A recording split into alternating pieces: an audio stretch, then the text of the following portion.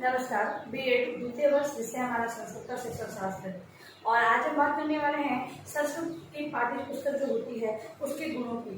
कि एक अच्छी जो पाठ्य पुस्तक होती है उसमें किन किन गुणों का समावेश होता है। तो कुछ बिंदुओं के माध्यम से हम इन गुणों को जानेंगे, क्योंकि आप लोग भी एक शिक्षक बनने वाले हो और संस्कृत शिक्षक के अंतर्गत ये गुण होना चाहिए कि वो पाठ्य पुस्तक को पहचाने कि कहाँ पर पाठ्यक्रम में जो पाठ्य पुस्तक है वो कहाँ तक सही है, कहाँ पर उसमें समस्याएं आ रही है।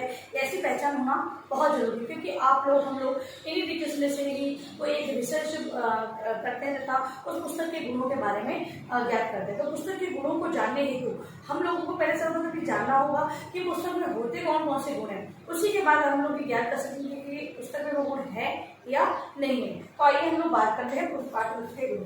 तो ये दो प्रकार से हम लोग बात करेंगे पाठ्य पुस्तक, संस्कृत पाठ्य पुस्तक के गुणों में आंतरिक गुण, आंतरिक गुण, और जो दूसरा प्रकार है वो है बाह्य गुण। बाह्य गुण, आंतरिक गुण और बाह्य गुणों की हम लोग बात करने वाले हैं। अब आंतरिक गुण में रोचकता, किन किन चीजों में रोचकता होनी चाहिए, ठीक है। तो जो संस्कृत की पाठ्य पुस्तक है वो विद्यार्थियों के लिए रोचक होनी, रुचिकर होनी चाहिए। अगर मान लो हम लोग देखते हैं कि जैसे हमने पहले बात कर ली है कि कक्षा 6 से राजकीय विद्यालयों में संस्कृत की पाठ्य पुस्तक शिक्षण हेतु उपलब्ध है, ठीक है। और जो अगर प्राइवेट सेक्टर की बात करते हैं वहां पर प्रथमा कक्षा से ही संस्कृत विषय शिक्षण विषय हेतु उसे लिया गया है।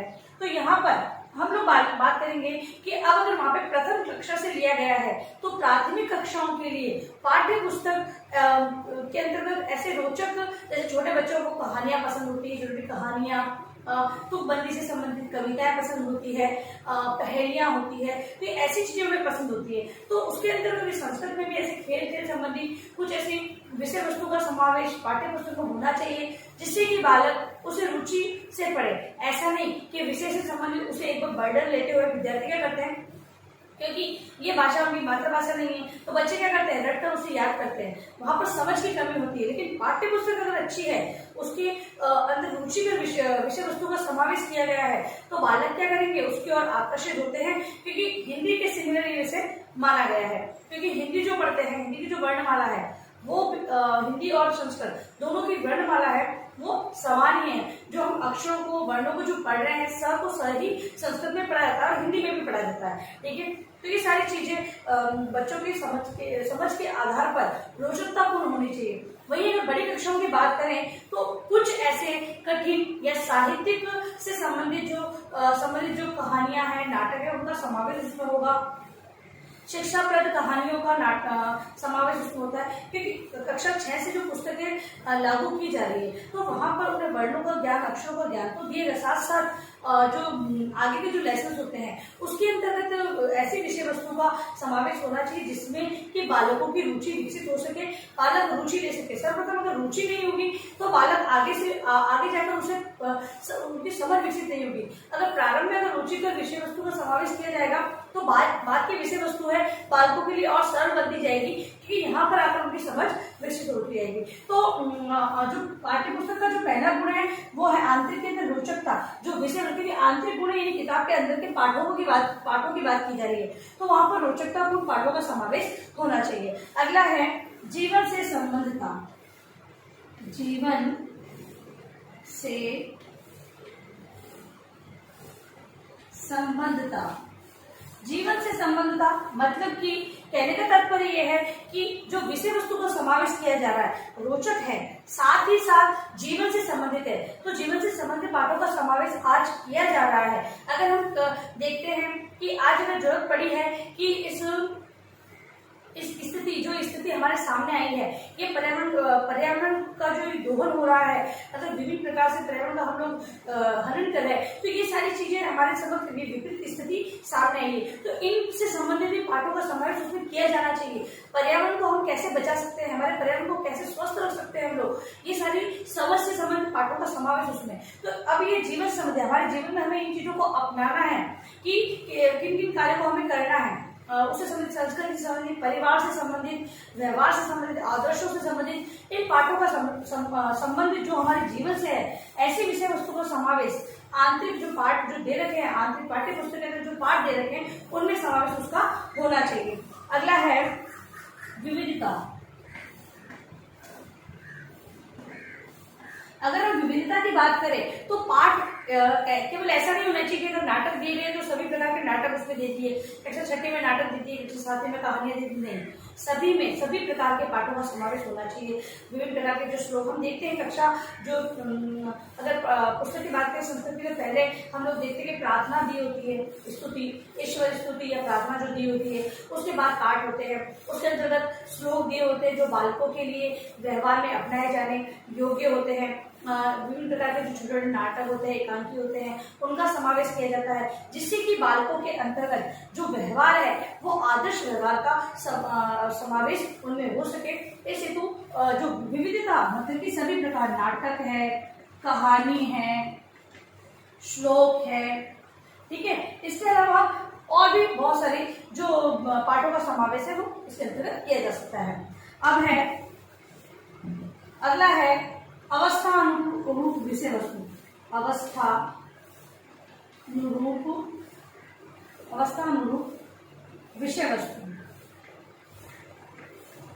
अवस्था अनुरूप विषय वस्तु कक्षा, हम लोग तो राजकीय विद्यालय की बात कर रहे हैं तो कक्षा 6 के जो बालक है उनकी आयु, योग्यता क्या है, उस आधार पर विषय वस्तु का समावेश इसको होना चाहिए। कक्षा छठी के बच्चों को आप 10वीं के स्टैंडर्ड का अगर विषय वस्तु मतलब बना किताब में रख दी जाएगी तो बच्चे समझ नहीं पाएंगे, क्योंकि कक्षा 10वीं के बालक कुछ शब्द भंडार छठी के बालकों से उनका अधिक विकसित हो चुका होगा। ये कहें कि साहित्यिक जो समझ होती है वो उनमें आ चुकी होती है, तो ये सारी चीजें अगर हम छठी कक्षा की किताब में डाल देंगे तो विद्यार्थी समझ नहीं पाएंगे। इसलिए अवस्था अनुरूप विषय वस्तु का चयन होना चाहिए। तो ये हम अगर गुण है तो पाठ्य पुस्तक में ये गुण होना चाहिए कि जिस प्रकार के बालक की आयु, योग्यता है उसी आधार पर विषय वस्तु का चयन होना चाहिए पाठ्य पुस्तक के अंतर्गत। अगला है नैतिक गुणों का विकास। नैतिक गुणों का विकास। अब जो पाठ्य पुस्तक योग्यता आयु के हिसाब से भी ले लिए गए हैं, विविधता भी है, जीवन से संबंधित भी है, बालकों के लिए रुचिकर भी है। अगली बात आती है नैतिक गुण। क्या उनमें नैतिक गुणों का समावेश है? अगर कोई नाटक है उसमें विभिन्न प्रकार के पात्र हैं, हम देखते हैं कि जो पात्र सबसे ज्यादा आज्ञाकारी या कहें कि बहुत ही आदर्श रूप में हमारे समक्ष है तो अध्यापक ये कहेगा कि आपको इस प्रकार का ये चरित्र अपने जीवन में अपनाना चाहिए। वो आइडल प्रस्तुत करेगा उनके सामने। अगर ऐसा समावेश होगा ही नहीं, केवल मनोरंजन के आधार पर अगर नाटकों का समावेश कर दिया जाएगा तो विद्यार्थी है उनके लिए कोई मोरल यानी कि कोई शिक्षा भी नहीं होगी और ना ही उस आदर्श को अपना सकेंगे। इसलिए विभिन्न प्रकार के नैतिक गुणों का विकास करने वाली विषय वस्तु का समावेश पाठ्यक्रम में होना चाहिए तथा पाठ्य पुस्तक में उसका समावेश किया जाना चाहिए। ठीक है, तो नैतिक गुणों के विकास हेतु जो विषय वस्तु है वो पाठ्य पुस्तक में होनी चाहिए। पाठ्य पुस्तक के आंतरिक गुणों के अंतर्गत इसका समावेश होना चाहिए। अगला है ज्ञान परक विषय वस्तु। ज्ञान परक विषय वस्तु। अब ज्ञान परक विषय वस्तु इसलिए आवश्यक है क्योंकि कक्षा छठी के जो ये कहें कि स्तर है उसकी विषय वस्तु अलग होगी। 7वीं के लिए अलग है, 8वीं के लिए अलग है, 9वीं और 10वीं के लिए अलग अलग विषय वस्तु है। अब यहाँ पर अगर पाठ्य पुस्तक में अगर छठी कक्षा की पाठ्य पुस्तक है उसमें अगर ज्ञान नहीं होगा, ज्ञान से मतलब ये है कि विद्यार्थियों के शब्द भंडार में वृद्धि होना, विभिन्न नए शब्दों से उन्हें अवगत होना, साहित्य की थोड़ी बहुत समझ कक्षा छठी से प्रारंभ हो जाए ताकि आगे जाके विद्यार्थी उसकी समझ और विकसित हो जाए। तो ये सारी चीजों का समावेश, ज्ञान वाली विषय वस्तु का समावेश होना बहुत ही अनिवार्य है। और पाठ्य पुस्तक में ये गुण अगर नहीं होगा तो विद्यार्थियों के लिए आगे का जो मार्ग है वो मार्ग है वो प्रशस्त नहीं होगा, मतलब कि आगे की ओर वो नहीं बढ़ पाएंगे, वहीं के वहीं रुक जाएंगे। क्योंकि अगर छठी के लिए अलग विषय वस्तु है, 7वीं के लिए अलग विषय वस्तु है, तो बालक क्या है दोनों को अलग अलग पढ़ना है तो उनके लिए कठिन होगा। अब छठी की जो विषय वस्तु है उसकी समझ यहाँ पर बालकों की विकसित हो गई है उससे संबंधित कुछ शब्दों को लेते हुए आगे बढ़ा जाएगा तो वो समझ उनके साथ विकसित होते होते अगले आगे वाले नवीन शब्दों से भी वो अवगत हो जाएंगे। तो ज्ञान परक विषय वस्तु का समावेश होना चाहिए पाठ्य पुस्तक में। अगला है वर्तमान विषयों का समावेश।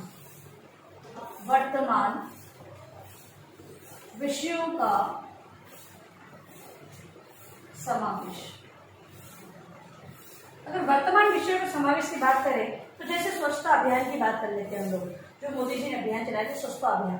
अब उस पर आधारित संस्कृत में भी पाठ जो समावेश हुआ है, पाठों का समावेश हुआ है, उस पर आधारित विभिन्न प्रकार की विभिन्न प्रतियोगिताएं आयोजित की गई जो कि संस्कृत भाषा में ही हमें लिखने थे।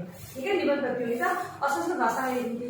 विभिन्न प्रकार के पोस्टर प्रतियोगिता हुई, उस पर आधारित विद्यार्थियों ने किया भाग लिया। तो ये सारी चीजें क्या है कि नए विषय वस्तुओं का समावेश, जो कि नवीन विषय चल रहा है। आज हमारी महामारी चल रही है, इस पर आधारित भी विषय वस्तु बन सकती है, जिसका समावेश, ऐसे पाठों का समावेश हम लोग अपने जो पाठ्यक्रम में कर सकते हैं और इस पर आधारित पाठ्य पुस्तकों का निर्माण करवाया जा सकता है। अब जैसे कि कुछ शब्द ऐसे हैं कि स्वच्छता को अपनाना है हमें, है ना, उससे हम बीमारी से बच सकते हैं। तो ऐसी जो नवीन जानकारी है, आदर्श रूप है, 10 वाक्य है, ध्येय वाक्य बनाते हुए विद्यार्थी को दे दी जाए, उसकी पुस्तक में समावेश हो जाए। तो जैसे नवीन जो विषय वस्तु है, करंट जो चल रही है, उस पर आधारित जो संबंधित जो विषय है, उस पर आधारित भी पाठों का समावेश पाठ्य पुस्तक के अंतर्गत होना जरूरी है। क्योंकि आज का जो युग है वो तकनीकी युग है, टेक्निकल युग है। अब इसी युग के अंतर्गत बालकों को अगर पिछड़ा रखा जाए कि नहीं संस्कृत विषय है तो आप गुरु उपदेश देगा, विद्यार्थी सुनेंगे और वही अपने व्यवहार में लेंगे, तो ऐसा संभव नहीं है। आज जो चल रहा है वहाँ पाठ्य पुस्तक को आधार मानते हुए आगे बढ़ना है विद्यार्थी और शिक्षक को। तो इस बात का जरूर ध्यान रखना होगा कि वर्तमान विषयों का समावेश होना बहुत ही आवश्यक है। अगला है भाषा एवं शैली की दृष्टि से। भाषा एवं शैली की दृष्टि से, अगर भाषा और शैली की दृष्टि से बोले तो छोटी कक्षाओं के लिए भाषा बड़ी कक्षा की अपेक्षा थोड़ी सरल होनी चाहिए। क्यों? क्योंकि यहाँ पर पहले बच्चों के अंदर पहले ही कठिन दे दी जाएगी भाषा, तो बालक केवल रट कर उसे याद करेगा, वहां पर वो समझ विकसित नहीं कर पाएगा। जबकि अगर हम लोग साधारण भाषा में देंगे तो बालक उसको हिंदी के समकक्ष समझते हुए क्या करेगा, आसानी से अपने व्यवहार में ले लेगा, और व्यवहार में लेते ही वो क्या करेगा, कठिन विषय को, कठिन जो शब्द होंगे, भाषा होगी, उसको भी समझने का वो प्रयास करेगा। इसीलिए छठी कक्षा में छठी की आयु योग्यता के अकॉर्डिंग ही भाषा शैली का प्रयोग तथा उससे आगे भी उनके योग्यता और आयु के अकॉर्डिंग उनके जो भाषा शैली का प्रयोग होना चाहिए, तभी बालकों की समझ सही विकसित होता है। ठीक है, अगला है अभ्यास की दृष्टि से। अभ्यास की दृष्टि से, अभ्यास की दृष्टि से कहने का मतलब जो पुस्तक छपी है उसके अंतर्गत आजकल जो पुस्तकें छप रही है, लोग देखते हैं कि पहले अलग से सुनने की पुस्तक, बच्चों की राइटिंग के लिए पुस्तक होती थी और जो अभ्यास करने के लिए अलग अलग पुस्तकें छपती थी। लेकिन आज पुस्तकों में वो सारी चीज इंक्लूड है, अलग से कोई शायद पुस्तक की जरूरत नहीं है।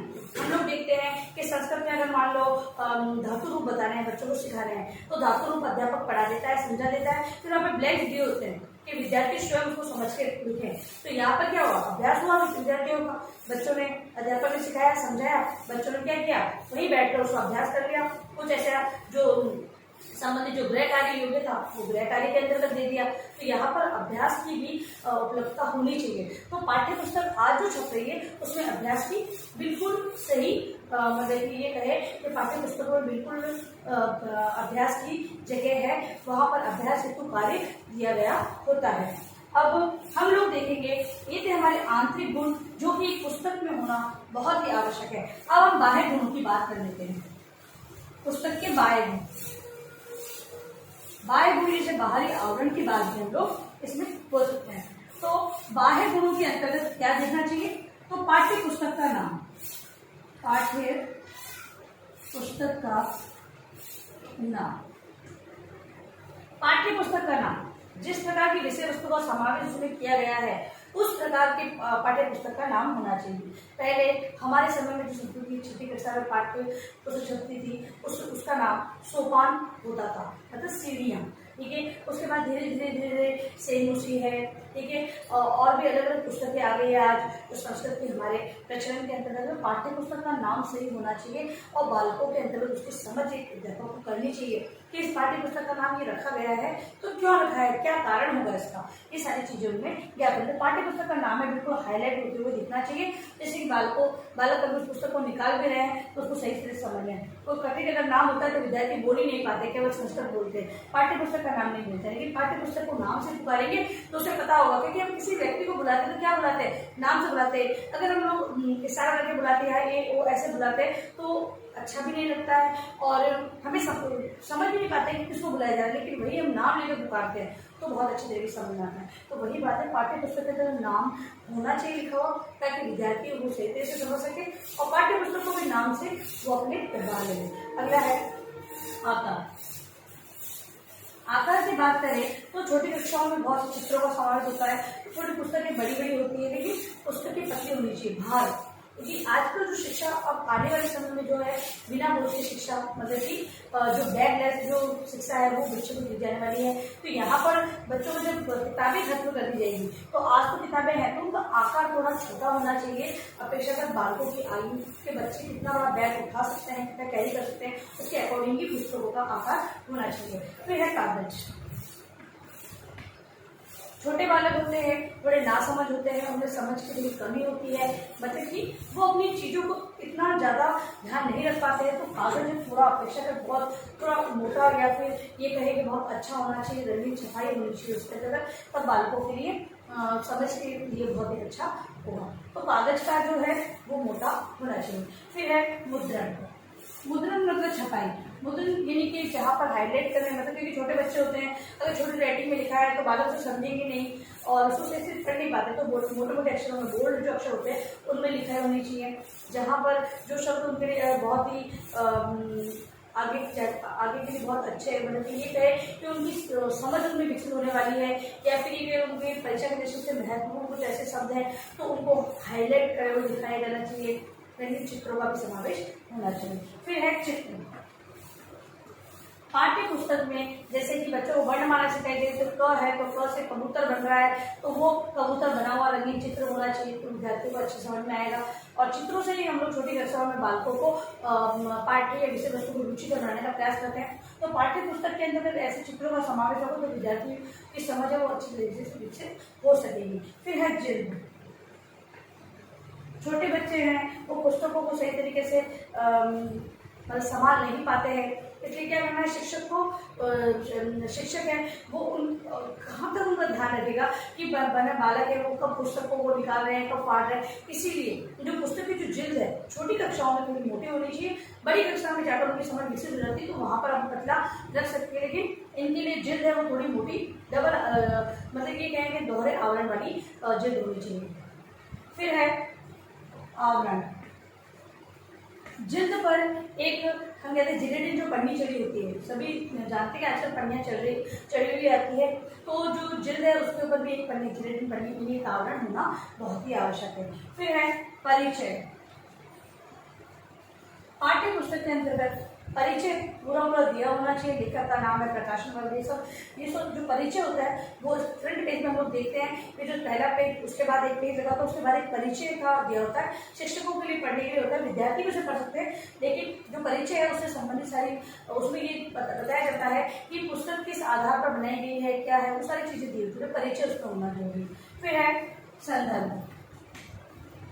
संदर्भ लास्ट में दिया होता है कि पाठ्य पुस्तक में जो विषय वस्तु ली गई वो कहाँ से ली गई है। संदर्भ के अंतर्गत पुस्तकों के नाम लिखे होते हैं, प्रकाशन वर्ग वगैरह सब कुछ लिखा होता है। फिर है मूल्य और अंत में है कि पाठ्य पुस्तकों का मूल्य अंकित होना बहुत ही आवश्यक है, बहुत ही जरूरी है विद्यार्थियों के लिए भी और शिक्षक के लिए भी ये बहुत ही जरूरी है। ठीक है, विद्यार्थियों को अगर समझ विकसित करनी तो अगर वो मूल्य को उसमें हाईलाइट किया होगा तो कोई भी अगर दुकान वाला है वो भी ज्यादा मूल्य पुस्तकों को नहीं ले पाएगा और बालक है वो भी समझेंगे कि इतने मूल्य की किताब आती है तो हमें इसे किस प्रकार रखना है। तो ऐसी बहुत सारी चीजें, तो बाह्य गुणों के अंतर्गत भी इन गुणों को अनिवार्य रूप से देखा गया है कि पुस्तक के अंतर्गत ये सभी बाह्य गुण होना बहुत ही जरूरी है और इसी आधार पर एक पाठ्य पुस्तक है वो एक अच्छी पाठ्य पुस्तक की कैटेगरी में आती है। अब देखिए गृह कार्य प्रश्न आते हैं।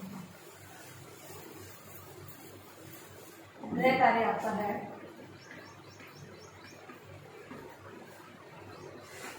संस्कृत पाठ्य पुस्तक के